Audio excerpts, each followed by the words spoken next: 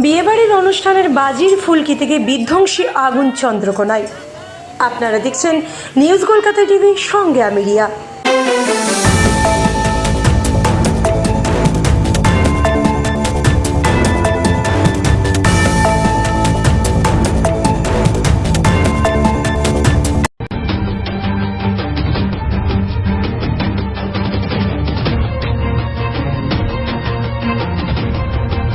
আজ সন্ধ্যে চন্দ্রকোনা ব্লকের লক্ষ্মীপুর 1 নম্বর অঞ্চলের কোচগেড়িয়ার বাসিন্দা স্বদেশ রঞ্জন বাগের ছেলের প্রীতিভোজের অনুষ্ঠানে বাজি পোড়ানো হয়। আর সেই বাজির ফুলকি গিয়ে পড়ে বাড়ির পাশে থাকা 4টি ধানের পালুয়ে।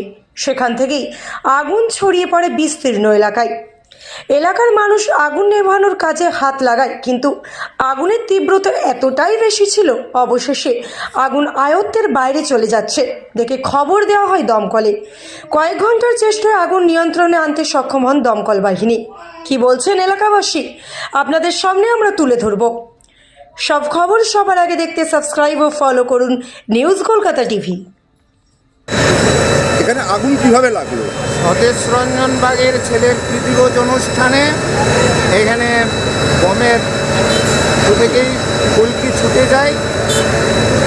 পিচ রাস্তার দুপাশে দুটি খড়ের গাদাতে আগুন ছিটকে যায়, আলুরও কিছু ক্ষতি হয়। আমাদের এই কোচগেড়িয়া গ্রামের গ্রামবাসীগণ, পার্শ্ববর্তী গ্রামের ছেলেরা পূর্ণ সহযোগিতায় আগুন আয়ত্তে আনার চেষ্টা করে, কিন্তু আয়ত্তে আনতে না পারায়